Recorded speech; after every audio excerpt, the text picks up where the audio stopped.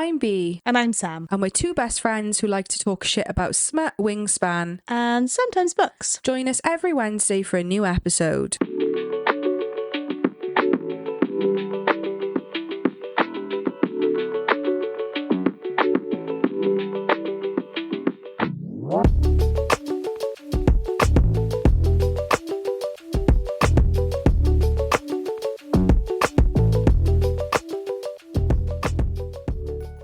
Hello.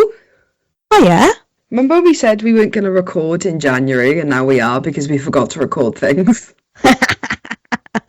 Happy New Year. Happy New Year. This is a New Year, one. same us. Yeah, New Year, same us, fucking mess.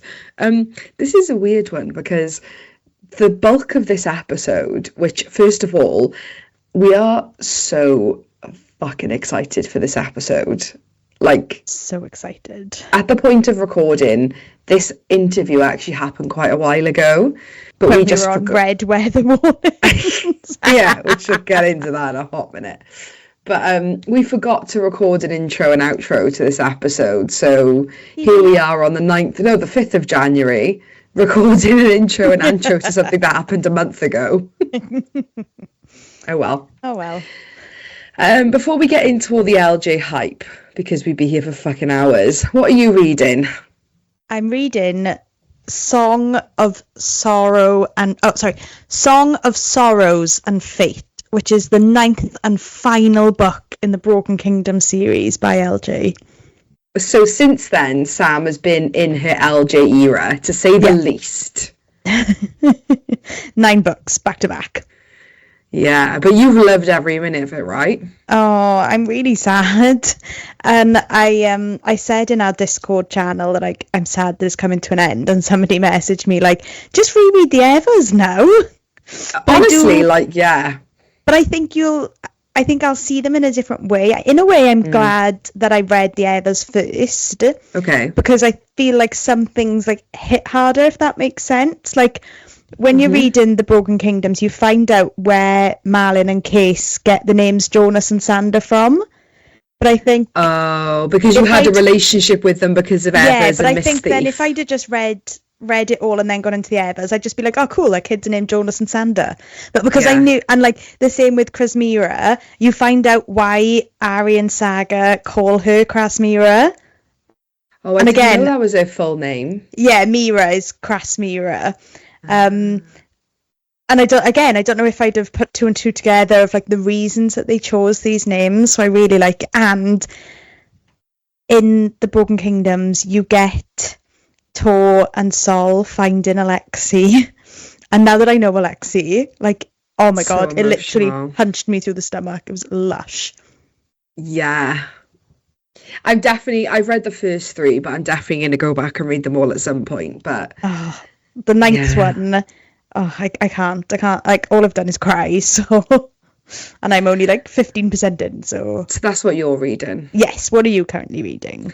We had this recommended to us a while ago by one of our listeners, Lynn, and she'd messaged us and said, guys, you need to read a book called The Memory Puller. And I put it on the TBR with every intention of reading it, but you guys know how it goes.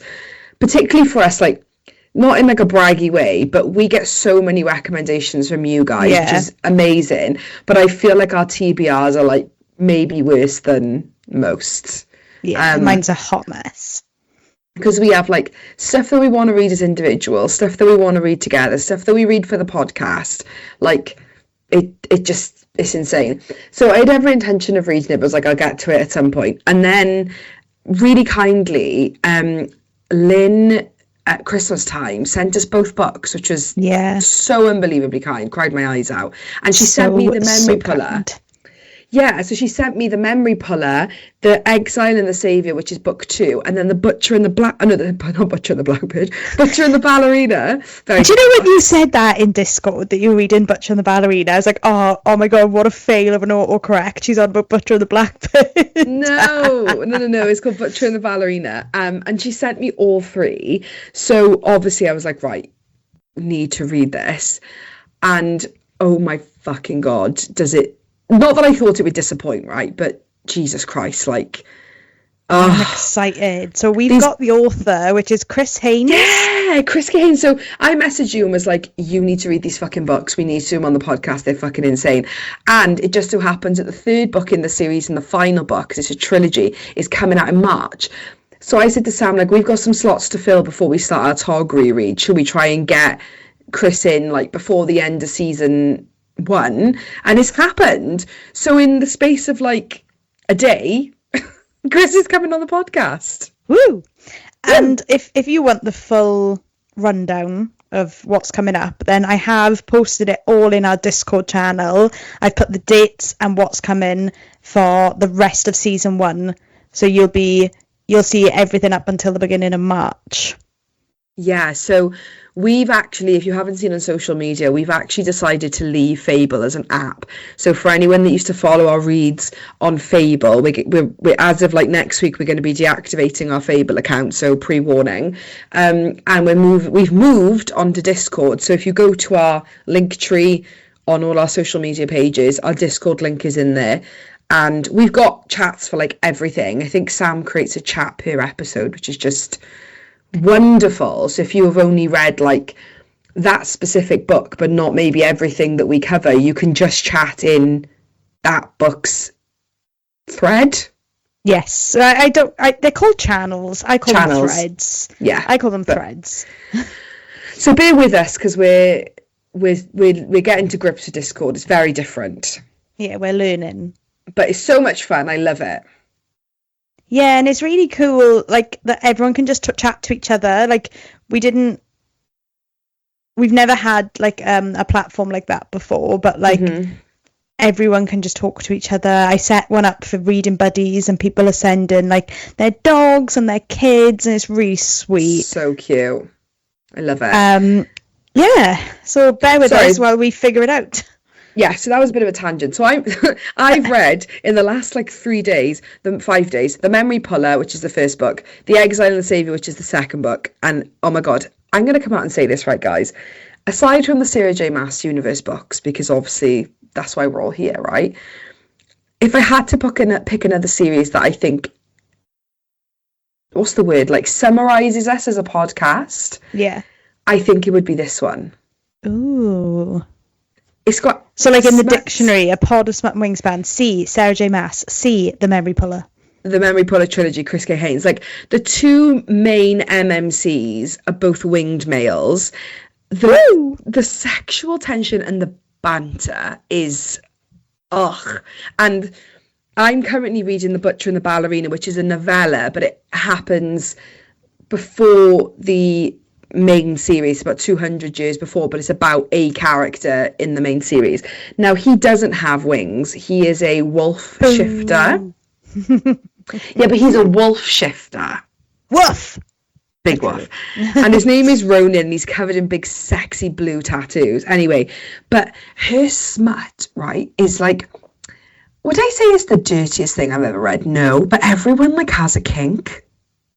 Like, every character's got a thing. And yeah, I'm really here for it. So this Ronan, who's the main MMC in the novella, is into, look, let's just say restraints, to put it mildly.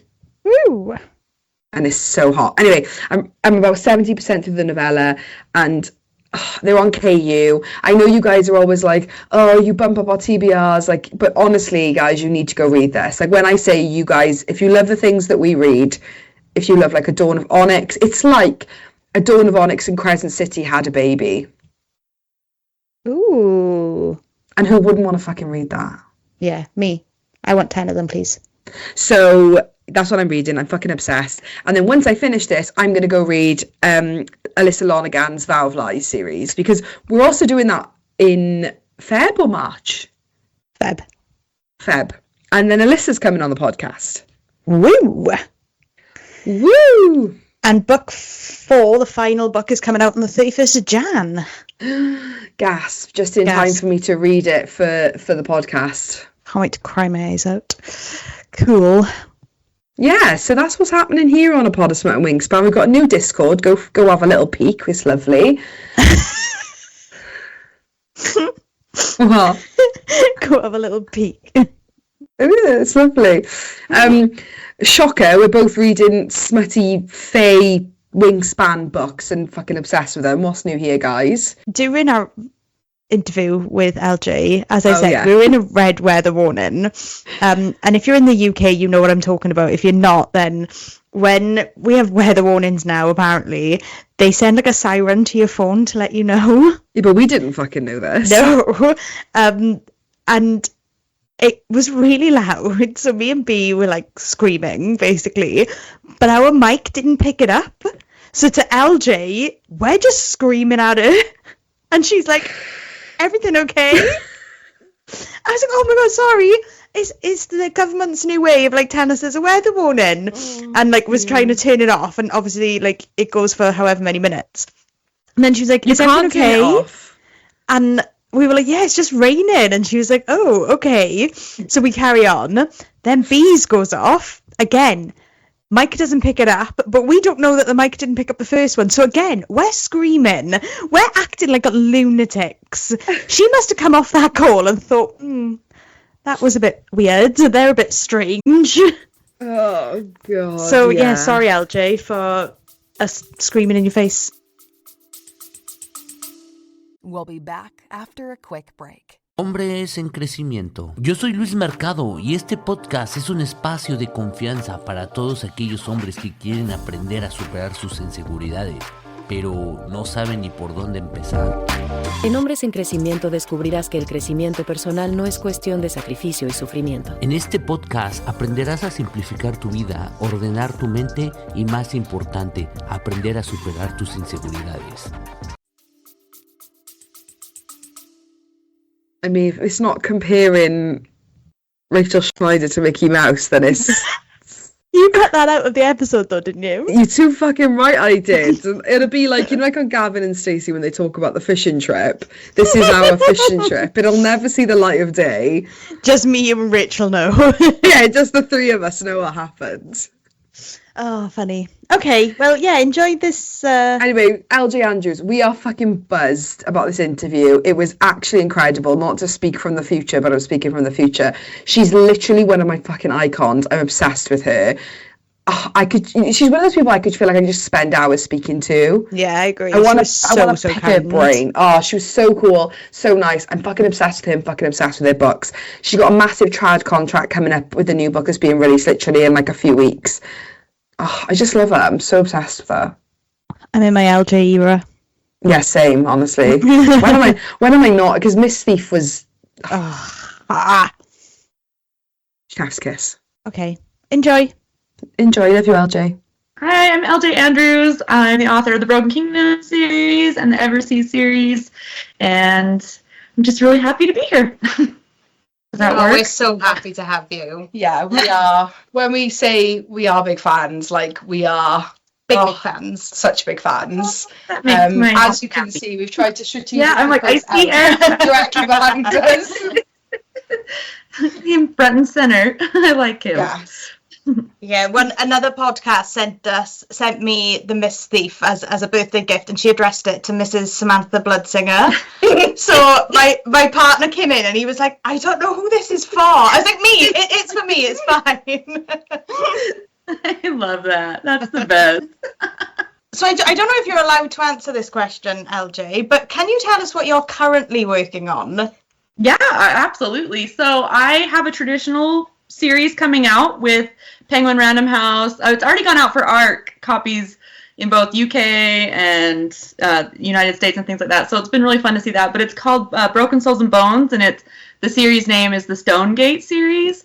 So I'm working on the second book in that right now, and I can't wait for the first book to release in 2025. It's early 2025, and that's what's coming out now. It's been really fun to get feedback from readers, and he's a little like Eric, like the MMC. He's like grumpy, but he also is silent. He does sign language, so it's like a whole new male main character that I've written. So I'm really excited for that one.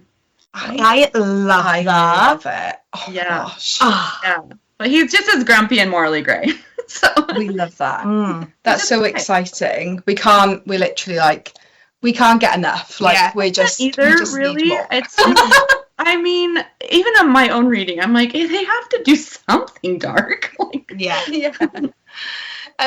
So, can you tell us anything about the Stolen Crown or book 4 in the next book that you're planning in the sort of Everseas, but it's kind of an extension of the first duology that you've got planned?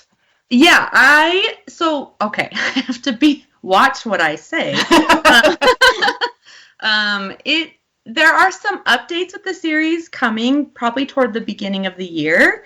But I can very assuredly tell you that Stolen Crown is coming. I don't have an actual release date for everyone. I know it was disappointing when the pre-order went down. Book 4 will be Stolen Crown, which is Eric's cousin and one of the princesses from the Earth Soul Mira.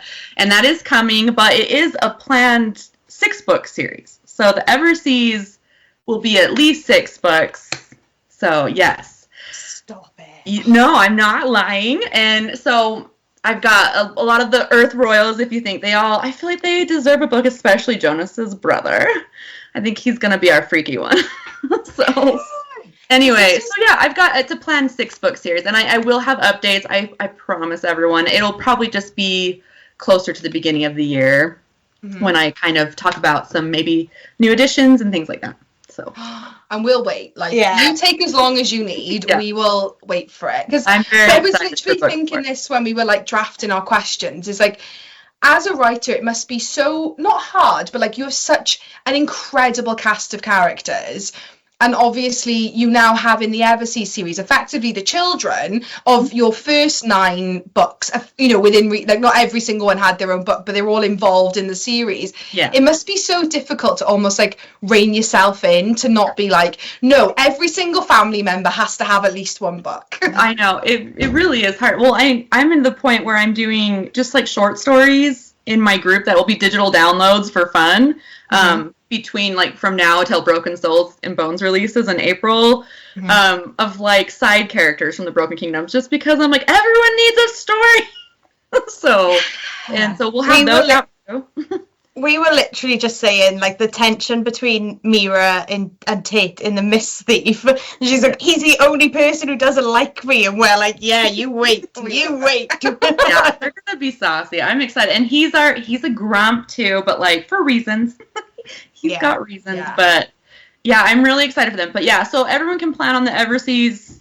At least 6 books is the plan. So, and they will the Ever King and Ever Queen. I should always say this are my only planned duology for the series. The rest will kind of be the Mist Thief, where it leads into the next book, but their story finishes up. So. Oh, I love it. Amazing. Just give us all of it. Makes me so excited.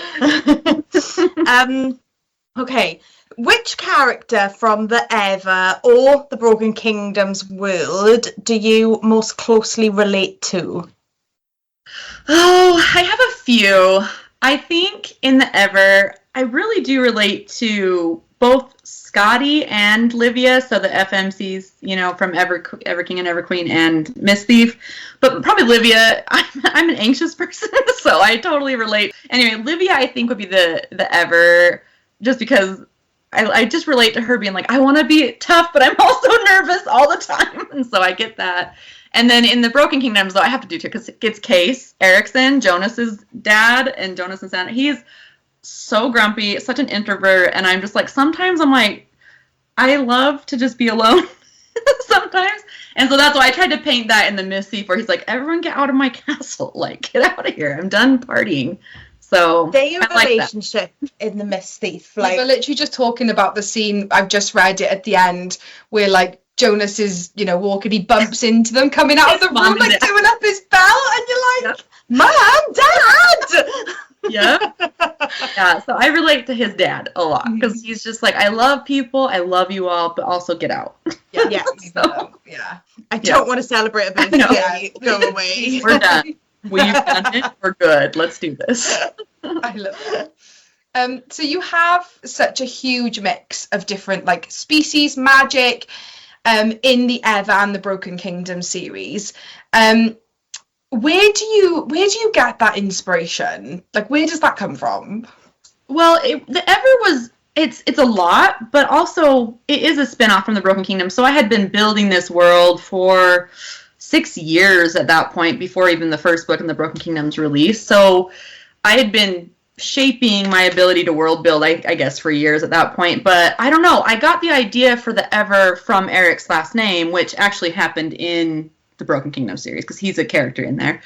And I was like, I love the idea that everyone is different, and they have families, but like they all have a different name that signifies their power. And that just became fun. I'm like, the sky is the limit. I can be like, what can they do? And then I'll make a last name that goes with it. So, you know, Eric's Blood Singer, because he has poisonous blood, but he can also sing you either back to health, or he can just let you die.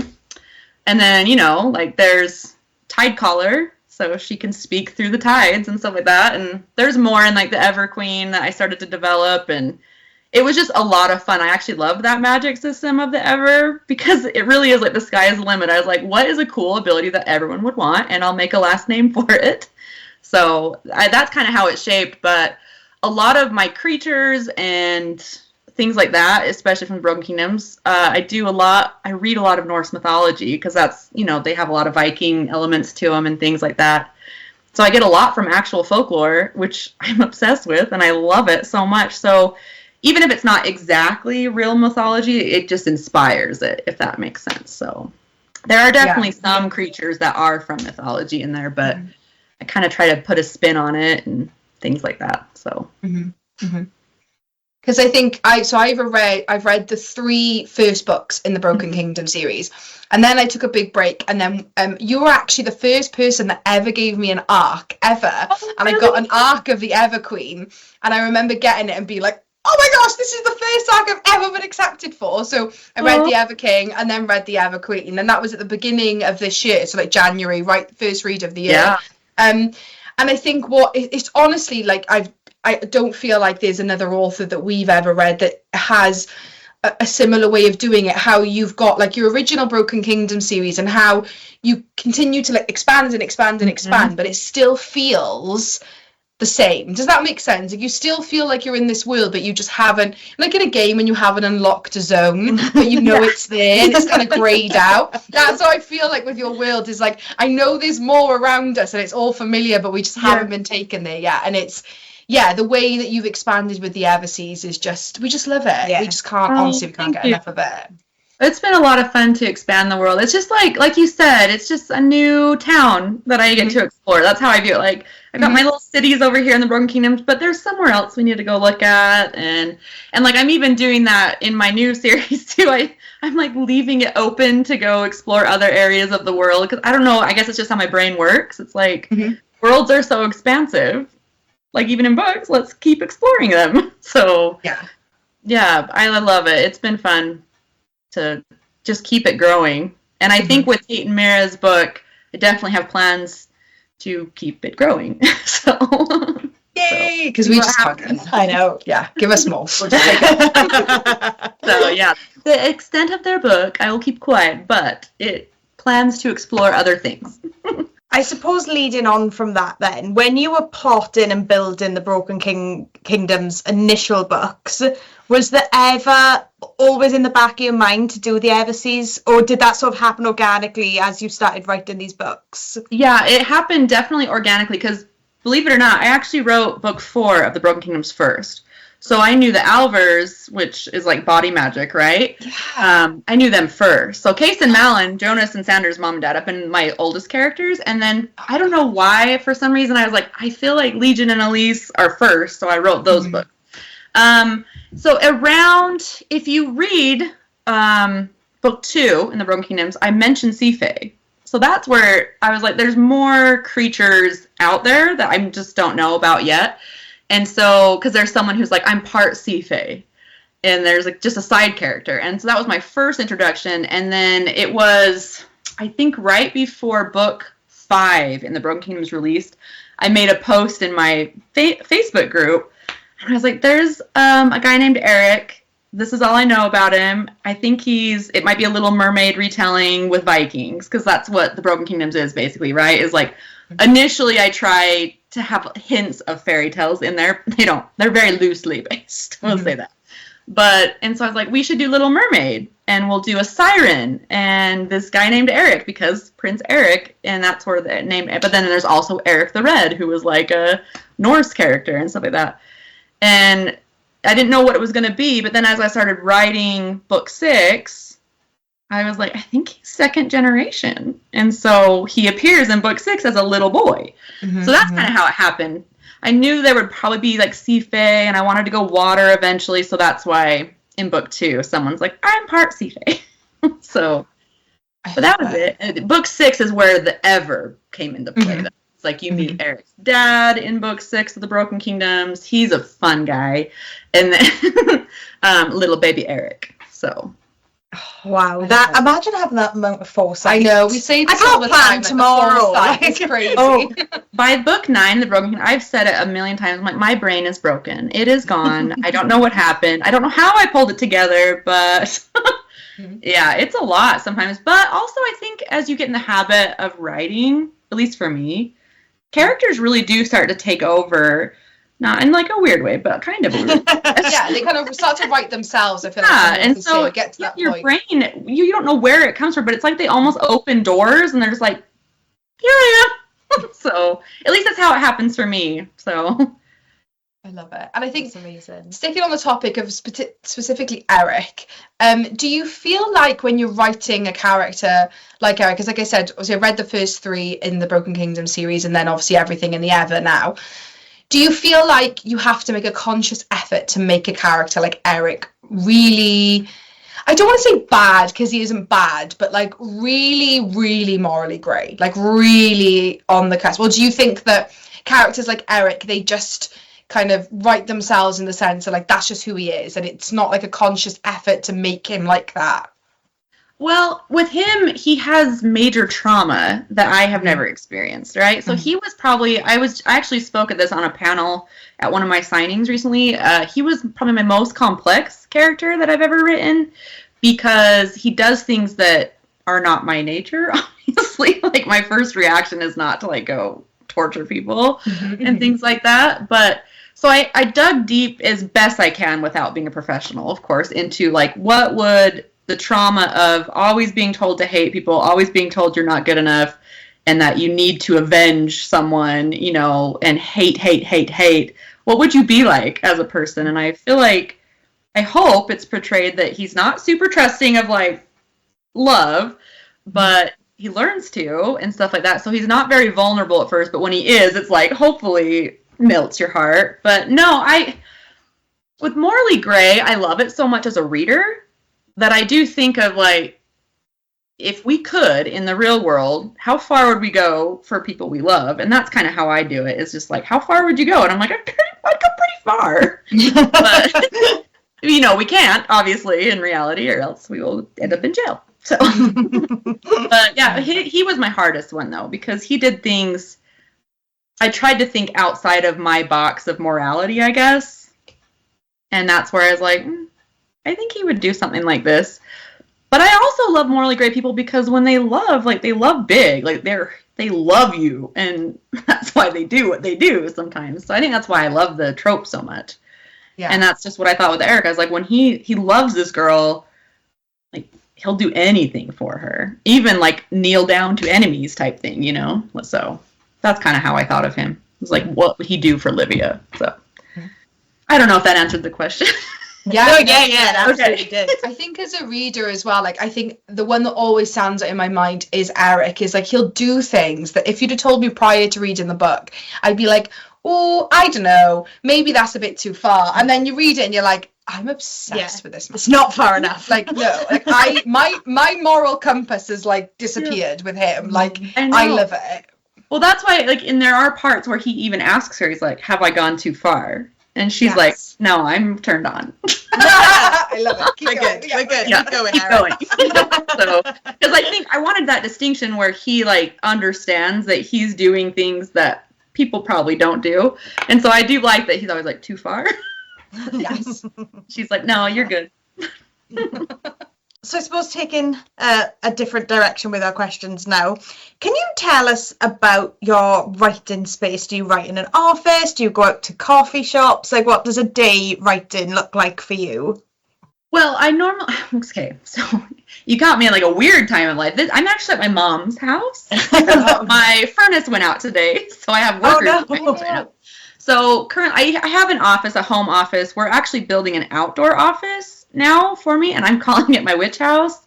Like, we're putting like a crooked chimney on it and everything, and I'm just going to be the little witch lady that lives at my house.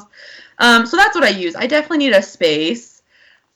Because I have 4 kids and they're all over the place and stuff like that. So I definitely need a dedicated space for me. I can't just write anywhere or else I'm distracted by everything. So today I am not in my office, but for now I have a temporary room at my house that I'm using. And hopefully I get my little space where I can decorate it and make it all awesome. Because we just moved, I should say that. That's why I'm like kind of out of it. But yeah. So I definitely have to have an office space with a door that closes. yeah. And head. Talk to me, guys. Yeah, truly. I don't know, because I can hyper focus, but if there's a noise, I'm just like, oh, and I just get pulled right out of it. So yeah, 100%. Absolutely. So if there could be any advice that you could give to aspiring authors out there that are listening, or like myself, what would that one piece of advice be? Like your like kind of. Yeah, what is the one thing you'd always stick by, I guess? I definitely am. It seems very simple, but it's probably one of the best things that got me writing the way I do is, first of all, it's like 2 parts. So first of all, be a reader of your genre that you love. I mean, that sounds obvious, but some people honestly are just like, I don't read a lot. I'm like, I feel like you need to read. And even if it's audiobooks, I don't care what you do, but like really know your genre, because that's what I'm trying to get at, is understanding your market. Because even if you don't want to make a living at writing books, there's still a market, if that makes sense. And so you really want to hit what your readers expect. You don't need to be the same as other people, but have the elements of the genre that they expect to see, and then make it your own. Like, make it your own spin, because Morally Grey is a trope, right? Or Touch Her and Die is a trope. But, like, for Eric, he makes bone jewelry. And so that's, like, a little different than other people. Like, they do different things. Their Morally Grey guys do other stuff. He likes to chop people up and make bones. So, like, just make it your own spin and things like that, but also really study your genre by reading. Hopefully you enjoy the genre, that whatever it is. What genre are you writing in, can I ask? Romantasy, yeah. Woo! I'm so excited for you! Yeah, I've been keeping it quiet for a really long time, and then I said it probably a few months ago out loud to Sam and to listeners. But now I feel like I've kind of shot myself in the foot, because now it's been said, it's like I can't take it back now, You got it. Yeah, so I have a lot of like pestering. What you do then. You're reading the genre, so yeah, just put your own spin on it. But yeah, keep reading, and like I read now for enjoyment. Don't get me wrong, but I definitely study it too as I read. Yeah. Because I'm like, what do all these books have in common? And then I try to take those elements and make it my own spin. Is kind of what I try to do. That's why a lot of people are like, oh, Faye is all the same, but you can make Faye so different from other people. And so, yeah, that's what I would say, is definitely be a reader, but study it as you read it. And congratulations. Yeah. I can't wait to see what you do. I hope you'll share it on the genre on, I don't know. I hope you share it. And you can always come in my group and share it when it's out. Thank you. That's so kind. Yeah, I've said it now. I'm taking 2 weeks off work in January, which is like I'd love to take a writing retreat, but I can't because I have a toddler and I can't just disappear for 2 weeks. But I'm going to writing retreat in my own office and just take 2 weeks off work. And I'm really hoping I get a draft done. And I'm really hoping for a 2025 release. We'll see. But that's what I'm keeping my fingers crossed for. But we'll see. For you. I can't wait. How awesome.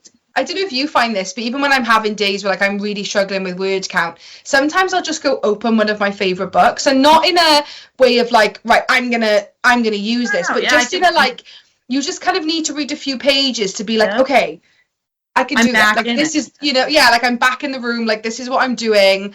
And it might not even need to be in the same, when I say genre, but like that could be a third person, it could be different, but it's just I find to get me like back on track, because sometimes you just find yourself really like losing perspective. I don't know, I do anyway. I do all the time. Yeah, I do that all the time, and it's awesome. And it's not to copy anything, it's just to get you in the literary world. Like I listen to either music and go for a walk, or I'll read if I'm out of it.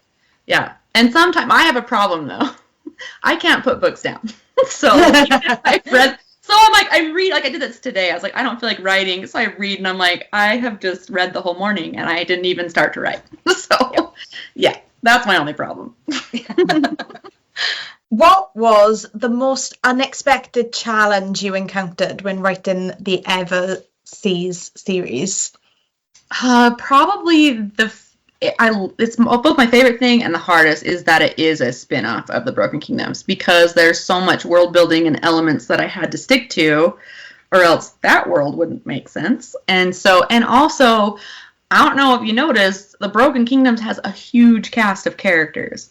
So the original version of the Everking, like before it was the finalized, it had like everybody. And I'm like, this is so overwhelming. I can't even so that's why I get Broken Kingdoms fans are like, you didn't mention them. And I was like, I can't mention them. There's just too many people. So I have to stick to the families and that's about it. But, so that was the hardest, I think, is like, I wanted it to be its own, but also hopefully smoothly transition from the Broken Kingdoms to the Ever, for people who have read the Broken Kingdoms series. And so, but I also wanted it to be a starting place for people, it was hard to do. To be like, there's this whole history over here, but I need to condense it into this that makes sense. I don't know. A lot of people have started with the Ever King, and they're like, it was fine. I totally got it, but I want the hot dads now. Like, they're waiting for you. Yeah, they're there. Yeah. So that was the hardest, honestly, just because of how large the Broken Kingdoms is, cast-wise. I had to pick and choose who got mentioned and if it was even necessary. And I know some people were like, who are these people? We don't care about them. And I'm like, I'm sorry, but they do have a part to play. Yeah. Yeah, because like I said, when you read the first three, and even reading the first three, like you said, is such a big cast of characters. Yes. And then obviously when you do the Everseas duology, you have new ones. You have more again now in the Mist Thief, and likely probably when it comes to the next book or book 4. And yeah, it must be so difficult trying to have that balance, isn't it? Of like refreshing new characters, but also bringing in old ones from your readers. Yeah, well, and like I said, Broken Kingdoms readers are like, you haven't mentioned this person yet, and I was like, but that's why I'm breaking it up, like per royal, I guess, because then I can bring different people in from the Broken Kingdoms that would make more sense. So like Mira's book's gonna have different people that weren't mentioned, just like cameos or whatever, because they are part of her life or whatever.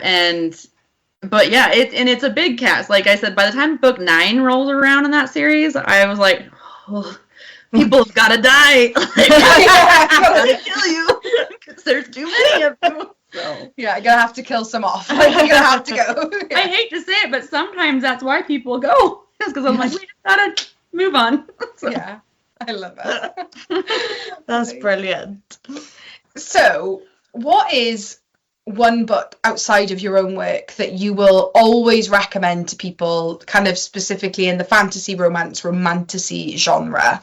Well, I saw this question and I tried to do one, but I wrote down a few. That's okay. We'll take all of them. So I was like, okay, so I love Melissa Roerich, Penn Cole, love Penn. She's a doll. I love her and her. Congratulations to her, by the way, for all her freaking success. And then I love the Folk of the Air series. It's not spicy, but like it's my comfort series. I love the tension in that. Yearning, burning, insane. Like, if I could meet Holly Black someday, that would be a dream. Anyway, I love that series. It's such a comfort series for me. I recently read the Shepherd King duology, which is so good. I loved it. I love the magic system in that. And then I read Trick from Natalia Jaster, who it's like a jester book, and it's super spicy and so fun. And like Nisha Tooley, like those are kind of my go-tos. So you get a whole list. I can't narrow it down. So. There's some of our favourites on there. I've literally just finished the Legacy series. Book before Mist Thief, I finished, so far the Legacy series. We're obsessed with Kindra's Curse Saga. We're obsessed with Penn. And there was so many on there. We're obsessed with the Folk of the Air. I just love it all. We're the same. We're the same. We could be best friends easily. I just managed to snag the Fairy Loot Folk of the Air special editions that they released. I know. Yeah, I got the email and I was like, oh, it's just before Christmas and it's just before payday, but I really need these. And I was like, it's an early Christmas present. I'm going to get my hands on them because I feel like I need them. I don't know if you saw, she did a Kickstarter for the game. I got it. I was like, I have to have this. Like, just, I don't care about the game. I want the art. I'm like, give me all these cards. I got it. And my kids thought I was a dork because I like opened it and I was like, ah! I love it so much. Yeah, I'm still trying to. So I don't know if you've seen, but Holly Black has fey ears. You know, she's had your ears, and I follow the person that did it on Instagram, and all the time I'm always messaging Sam like, "But can I do it?" She's like, "No." I'm like, "But I really want to do it." She's my spirit like animal because she posted. I'm sorry, I'm going on a tangent, but like her like yard at Halloween time, and she has like black widows all over. She's like gothic decorations. I'm like, I want to come live next door to you. Like, you seem like the coolest lady. I don't know. Yes. I feel like that's a mutual ground of probably most of the romantic genres. We're all just trying to be Holly Black. Basically, it's just a big group of people just trying to be Holly Black. I love that series. I don't know. I've never... I think it's her world building for me. The way that I can practically taste it. Like when I fall into those books, I love it so much. Anyway. Obsessed. We love it. Yeah. This wasn't on our original question list, so sorry to put you on the spot. Okay. But can you describe Mira and Tate's book in 3 words? Forced proximity. Sunshine, grumpy sunshine. Let's see, and but I don't know how to describe it. The moment where he's kind of like one of those "shut up, I'm gonna kiss you to shut you up" moments. We'll do that. There is nothing more that I will like take my money 10 times over than we literally talk about it all the time. Than a scene like that where. Not always necessarily the MMC, but one of the main characters is so frustrated, but they're like, I just need to kiss you to shut you up. Yeah, that's gonna happen. I have this whole idea in my head where he's just like, shut up. Oh my god. I was obsessed with them all the way through the Mist Thief. I was like, oh, I wonder if we'll get a little something. I was just like, oh, I'm just so like rooting for Mira to break him down. Like, oh. Yeah, and I think Tate's gonna be another difficult character like Eric because he has even deeper things, like deeper traumas, and that's been hard as an author. You know, when you write people who have gone through things that you haven't gone through, sometimes you have to be sensitive to it and hopefully do it justice. I think, and so he's been through some stuff. Yeah, but I definitely think you do things justice, especially in the Mist Thief when you find out what Skadi has been through, like. You approached it in such a sensitive way, but I still really felt it and felt what she'd been through and like felt sympathy for her. Like the way you wrote that, like when we were talking about it earlier. It's just... Well, that's what you hope for. I never, because you know, I haven't been through everything in the world, and so it's just, I hope you do. I try hard. So 100%. And we're so excited for Mira's book because I feel like, not to speak for both of us, but we've been doing this for a while now. We always say we have like hive mind. We're basically just the same person at this point. Like we're just one entity at this point. Yeah. But I feel like of all the characters that we've read in this world, I feel like we're Miras. Like if we had to say like we are Miras, like for somebody, we're the type of people that are like, why isn't this person obsessed with me? Like why don't you love me? Because everybody else does. And when she says that, I literally text you and I'm obsessed with her. Like I love how she can't comprehend that not everybody is like, oh, you're the funniest person in the world. Well, and I love how she's like, basically Eric is my best friend now. Like I am his best friend, and he's just like, really? And then Tate is, so. I love it. Yeah. We're so excited for more. I can't wait for it. 6 books. I know, that's crazy. Yeah, plan for that. I mean, we got Sander and Alexi and Gavin, so I mean, I have to choose, I think, but we'll see.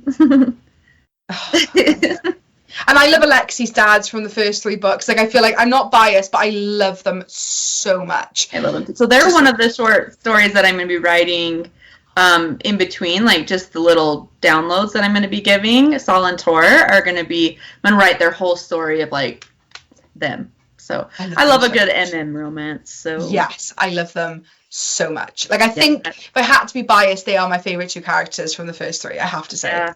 They're faves of a lot of people. Like at first, I actually got some pushback when I first published because you do about gay relationships or whatever, which is a bummer because now they're like a favorite. Like they're like fan favorites, and I was like, I'm glad I didn't listen to stuck by your guns. Yeah. So, anyway, we love it. Good. I love them too. So what, if anything, are you currently reading to wrap us up? So I don't know if I can say exactly because I'm with my publisher. I'm blurbing some books and an ARC reading for other authors that are through Berkeley and Penguin. And so I don't know if I can say the titles, but I'm reading 3 books that are coming out in 2025 from Berkeley and Penguin Random House. So they're fabulous. So I will share them when I finish. I'm like, I don't know if I can say, but I know it's a big deal, but I don't know. So I'm reading 3 right now, and they're awesome. So that's so exciting. Oh, we love it. So that was LJ Andrews. Oh, can we get matching LJ Andrews fan club t-shirts? Honestly, she's so cool and she's so kind. Oh, and just like, one of those people, like, when you think about like the volume that she's written since she's been writing, but also having read them, the quality that she writes. And we said this in the interview, but like her brain, like I think we said this once about Daniel Jensen, she needs to be in Mensa. So does LJ Andrews. Like, how do you have the kind of brain that thinks of all these things? Because the thing is, right, in the Broken Kingdoms, she puts one tiny sprinkle of Eric Bloodsinger in book 6, and then we have the Everseas years later, and there he is. And it's like, oh yeah, remember that little boy that she wrote about for like half a page? Because that's how little he's in, he's not in it. They just talk about him. And then like years later, you get to the Ever King and boom, guess who's back? Any author, well, the author that created and brought Eric Bloodsinger into this world, whether it is, even though it's just in my brain and fictional on a page, and I'm willing to build a shrine to them because I'm willing to build a shrine to LJ, like on my bookshelf. That's what I mean. God bless LJ Andrews for inventing Eric fucking Bloodsinger. Woof. The biggest woof. And Jonas, like we fucking loved Miss Thief. Did you see somebody on Discord? I was chatting with her about LJ Andrews and I said, oh, did you read The Miss Thief? And she said, yes, Jonas. And then she sent like a gif of somebody smashing a button, but on the button it just says nut. So it's like nut, nut, nut, nut, nut.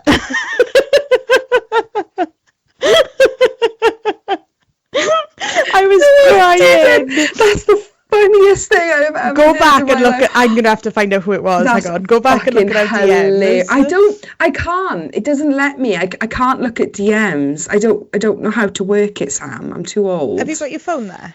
Harley, if you're listening, that made my day, you sending me that nut gif. That's made my day. It's so funny. That's fucking hilarious. I love it. You guys are so funny. I know. We have such funny friends. I wish we were as funny as you guys, because we're not. No. We think we are. Sorry, I was replying to Harley. Sorry, bored of you now. Say what? She put in the Discord, or I've got the last of Split and Swallow to finish, and I was going to reply like, you do? You know the Battlelist book we got asked to promo?